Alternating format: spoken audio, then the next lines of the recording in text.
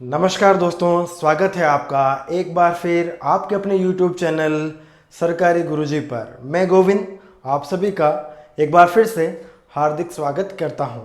आइए दोस्तों, अब आगे पढ़ते हैं अर्थ अलंकारों के कुछ आगे के भेद। आइए शुरुआत करते हैं आज के वीडियो की।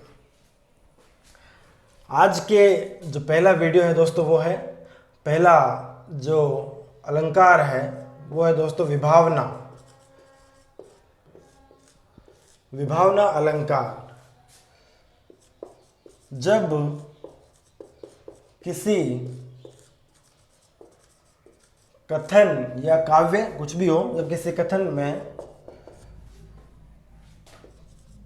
किसी कारण के बिना भी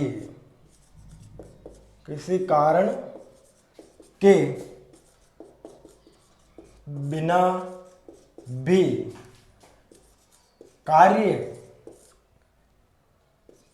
के पूर्ण होने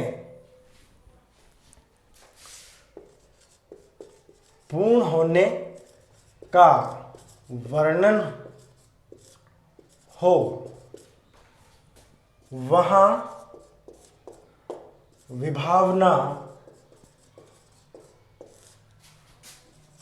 अलंकार होता है दोस्तों। क्या परिभाषा, एक बार समझते हैं इसको। जब किसी कथन में कोई कविता, कोई पंक्ति, कोई रचना या कोई कथन उस ऐसा हो जिसमें कारण के बिना भी, हर कार्य का कोई ना कोई कारण होता है, लेकिन यहाँ पर क्या होता है, कारण के बिना भी कार्य के जो क्रिया है, काम है, उसको पूरा होते हुए दिखाया जाए या उसके पूरे होने का वर्णन हो, वहाँ विभावना अलंकार होता है दोस्तों। बहुत सरल है, इसका उदाहरण से आसानी समझ में आएगा आपको। बिनु पद चले सुने बिनु काना,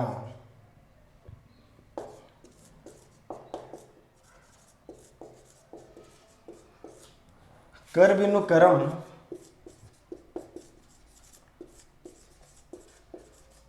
करे विधि नाना, करे विधि नाना।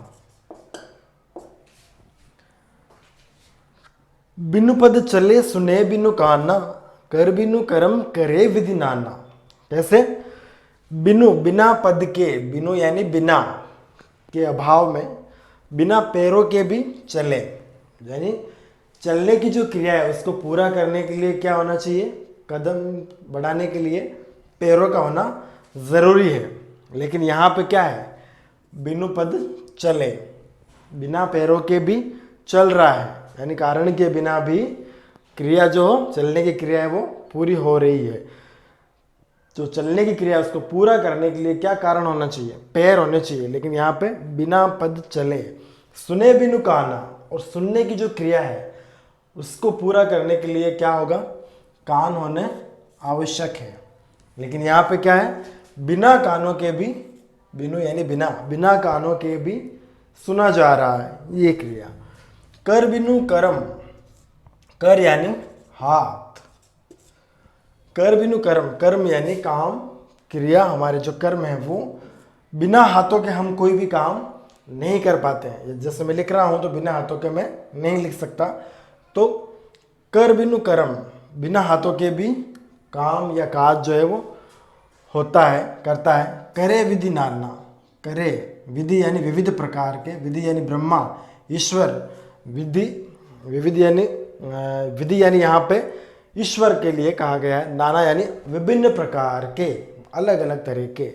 तो यहाँ पर ईश्वर निर्विकार, ईश्वर के दो भेद माने गए, सगुण और निर्गुण। एक है निर्विकार, जिसमें ईश्वर का कोई आकार नहीं माना गया है, लेकिन वो हर सत्ता में, हर कण में मौजूद है।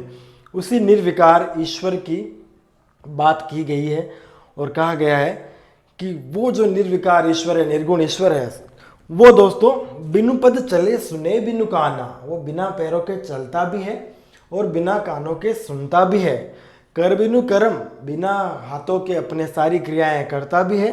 विभिन्न प्रकार की क्रियाएं जो ये ईश्वर, निराकार ईश्वर करता है। तो कारण नहीं है, यहाँ पे पैर नहीं है फिर भी चलने की क्रिया पूरी हो रही है, कान नहीं है फिर भी सुनने की क्रिया पूरी हो रही है, और हाथ नहीं है फिर भी कार्य करने की जो क्रियाएं हैं वो सारी पूरी हो रही है। विभिन्न प्रकार की सारी क्रियाएं हो रही है। तो यहाँ पे दोस्तों कौन सा अलंकार हुआ?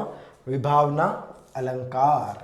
जब किसी कथन में कारण के बिना भी, कारण नहीं हो उसके बिना भी कार्य को पूरा होते हुए दिखाया गया है। इसका एक और उदाहरण जो फिल्मी गीतों से हम लेते हैं सरल भाषा में समझने के लिए, वो ये है दोस्तों।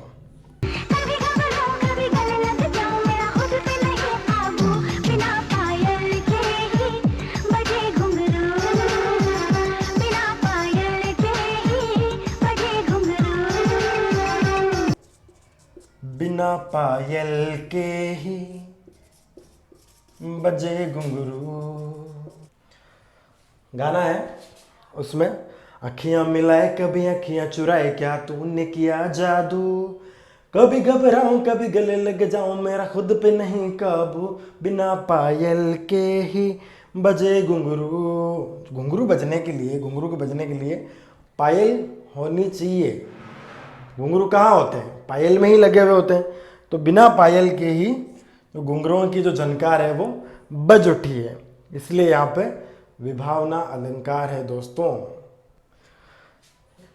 ये है विभावना अलंकार। अगला जो अलंकार है दोस्तों वो है विशेषोक्ति। आइए देखते हैं विशेषोक्ति अलंकार। विशेषोक्ति यानी विशेष उक्ति।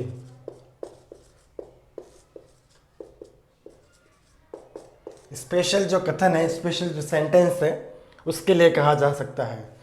पहले में क्या देखा था हमने? कारण के अभाव में भी कार्य संपन्न हो रहा है। यहां ठीक उसके विपरीत है दोस्तों। जब किसी कथन या कविता में कारण के होने पर भी, कारण के होने पर भी कार्य अपूर्ण रहे,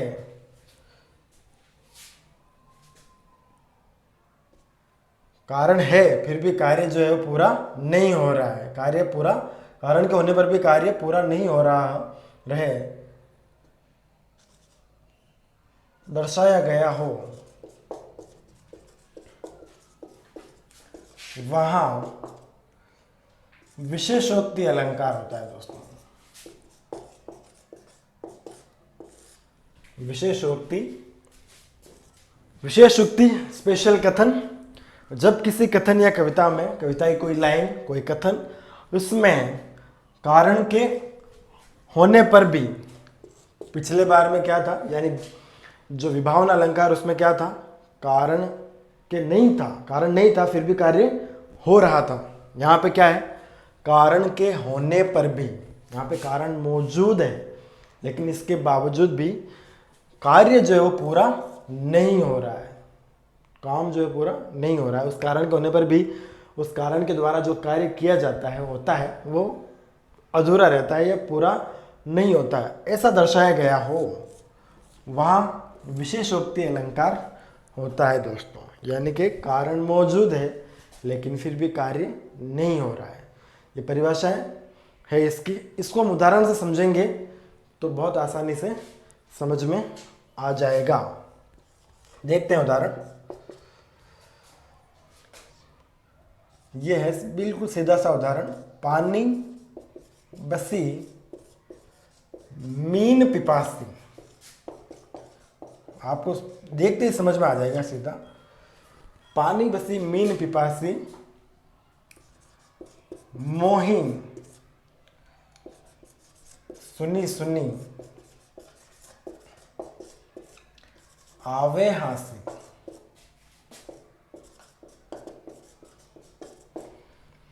पानी बसी, पानी के अंदर रहने वाली, बसी बसने वाली, मीन यानी मछली, पिपासी यानी प्यासी, मोही सुनी सुनी मुझे, सुन सुनकर आती है हंसी यानी हंसी।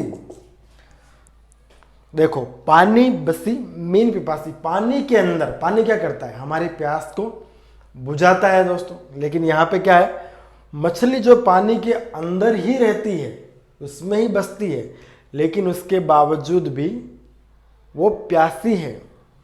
मोही सुनी सुनी आवे हंसी, ये बात सुनकर मुझे हंसी आती है कि ऐसा कैसे संभव हो सकता है। अब प्यास मिटाने का जो कारण है पानी, वो मौजूद है, क्योंकि वो पानी के अंदर ही मछली रहती है, लेकिन फिर भी वो प्यासी है। लेकिन और उस पानी के कारण है, लेकिन उसका जो प्यास मिटाता है वो कार्य, वो यहाँ पे फिर भी पूरा नहीं हो रहा है। तो यहाँ पर जो है विशेषोक्ति अलंकार है। तो जहाँ पर ऐसा दर्शाया गया हो कि कारण मौजूद है लेकिन फिर भी कार्य नहीं हो रहा है, उस कारण के द्वारा होने वाला कार्य जो है फिर भी नहीं हो रहा है, वहाँ पर विशेषोक्ति अलंकार होता है दोस्तों। एक फिल्मी गीत से उदाहरण लेते हैं, आपको आसानी से समझ में आएगा। दूसरा उदाहरण है ये, मेरे नैना सावन भादो, फिर भी मेरा मन प्यासा, फिर भी मेरा मन प्यासा। मेरे नैना सावन भादो, यानी मेरी आंखें जो है वो सावन भादो की तरह है। सावन भादो क्या होता है, बारिश का महीना, बरसात होती है भरपूर, फिर भी मेरा मन प्यासा। बारिश भरपूर हो रही है लेकिन फिर भी मन की जो है प्यास वो नहीं बुझी है दोस्तों। तो यहाँ कारण है, सावन और भादो बादल को बरसाने वाले ऋतु है, मौसम है, लेकिन फिर भी मन जो है वो प्यासा है। ये है उदाहरण विशेषोक्ति अलंकार का। तो कारण के होने पर भी जो है दिन रात बरसते रहते हैं पानी, है ना, देख दो दो मेघ बरसते, मैं प्यासी की प्यासी, दोनों आंखें बरसती रहती है, फिर भी प्यासी की प्यासी है। तो यहाँ पे विशेषोक्ति अलंकार, जहाँ पर कारण है लेकिन फिर भी कार्य पूरा नहीं हो रहा है दोस्तों, तो वहाँ विशेष उक्ति कहलाती है। स्पेशल उक्ति के कारण है फिर भी काम नहीं हो रहा है, तो इसे विशेषोक्ति अलंकार कहते हैं। ये हुआ विशेषोक्ति अलंकार। अगला अलंकार है दोस्तों प्रतीप। प्रतीप, इसका शाब्दिक अर्थ होता है विपरीत, उल्टा। कैसे, जहां प्रसिद्ध उपमान का उपमेय की तुलना में अपकर्ष दिखाया जाए, अपकर्ष यानी कम, अपकर्ष दिखाया जाए,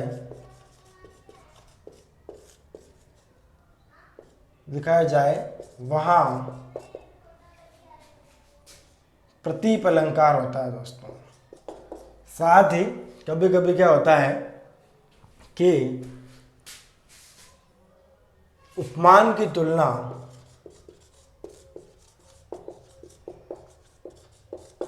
उपमेय से की जाती है। जब उपमेय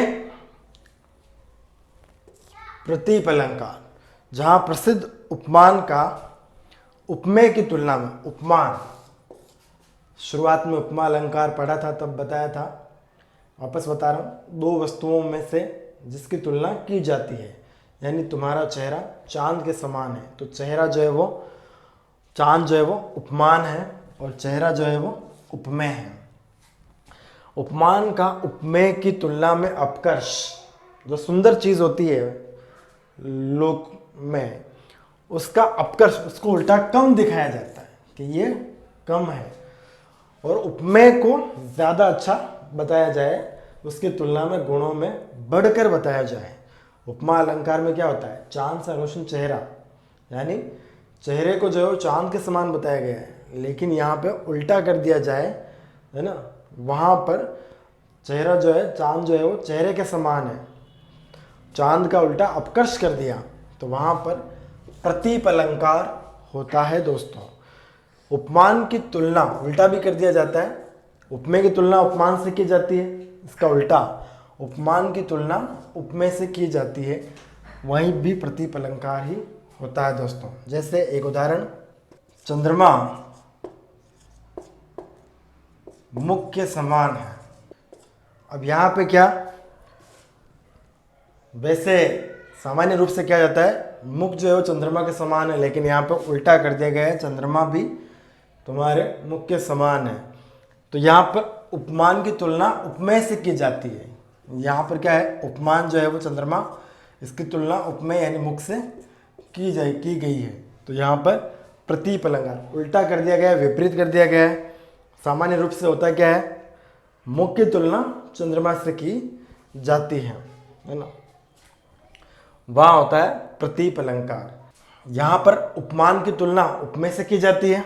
इसके अलावा कभी कभी क्या होता है, उपमान का निरादर किया जाता है, निरादर हो, वहाँ पर भी प्रतीप अलंकार होता है दोस्तों। उपमान का निरादर, यहाँ पे उपमान की तुलना की गई लेकिन यहाँ पे उपमान का निरादर यानी उपमेय के सामने उपमान को अपकर्ष यानी कम दिखाया जाए, कमजोर दिखाया जाए। जैसे उदाहरण,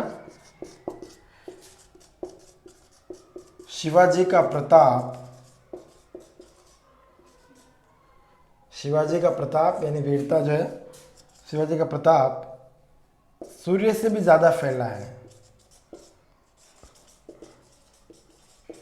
ये कवि भूषण ने अतिशयोक्ति में कहा। तो शिवाजी का प्रताप जो है वो सूर्य से भी ज़्यादा फैला हुआ। सूर्य तो पूरी पृथ्वी पर यानी हर ग्रह पर, हर ब्रह्मांड में, सब जगह सूर्य का प्रताप है, लेकिन यहाँ पर शिवाजी का प्रताप जो है वो सूर्य से भी ज़्यादा फैला हुआ बताया गया है। यानी सूर्य को जो प्रसिद्ध उपमान है, इसको जो है शिवाजी के प्रताप की तुलना में, शिवाजी की तुलना में कमतर दिखाया गया है, अपकर्ष किया गया है यहाँ पर, इसलिए यहाँ पर प्रतीप अलंकार है दोस्तों। एक अन्य उदाहरण है साहित्य का, बहुरी विचार कीन मन माही, सिय वदन सम हिमकर नाही, हिमकर नाही। बहुत विचार किया मन में मैंने, सीता के मुख को देखने के बाद राम की जो मनोदशा है उसको बताया गया है। बहुरी विचार, बहुत विचार किया मैंने मन में, लेकिन फिर क्या देखा, विचार करने के बाद क्या लगा, सिए वदन, वदन यानी चेहरा या मुख, बदन अलग होता है दोस्तों और वदन अलग होता है। व वैसे वकील वाला, वदन यानी मुख, बदन यानी शरीर। तो सिए वदन, सिए यानी सीता, सम हिमकर यानी चंद्रमा। बहुत विचार किया मैंने मन में, सीता के मुख के समान चंद्रमा नहीं, यानी सीता का जो मुख है, चेहरा है, वो चंद्रमा से भी ज़्यादा सुंदर है, आकर्षक है। तो यहाँ पर प्रतीप अलंकार है दोस्तों। फिल्मों से उदाहरण, ताकि आपको आसानी से कैच हो जाए। तेरे नाम फिल्म से गीत है, ये बात उसमें कहा, उस चांद का मुकाबला क्या होगा इस चांद के आगे। ये देखिए, तौबा ये सादगी, चेहरे पर ताजगी, ये बात उसमें कहाँ, यानी उसमें, उस चंद्रमा में कहाँ, उस चांद का मुकाबला, यानी उस चांद का जो आसमान में है, उस चांद का मुकाबला क्या होगा इस चांद के आगे। जो मेरी आंखों के सामने जो चांद है, उस चांद के आगे क्या मुकाबला होगा, यानी वो चांद जो है वो इस चांद के आगे फीका है, कमज़ोर है, कोई मुकाबला ही नहीं है। तो जो सामने जो उसकी प्रेमिका है, प्रियतमा है, उसका जो चेहरा है वो चांद से भी ज़्यादा सुंदर है, बेहतर है, उसमें ज़्यादा गुण है। तो वो प्रतीप अलंकार का उदाहरण है दोस्तों। उम्मीद करता हूँ आपको समझ में आया होगा। अगर कुछ शिकायत है, कुछ पसंद नहीं आता है, डिसलाइक कीजिए अवश्य, लेकिन कमेंट बॉक्स में अवश्य लिखें कि आप किस कारण से उसको डिसलाइक कर रहे हो। धन्यवाद दोस्तों।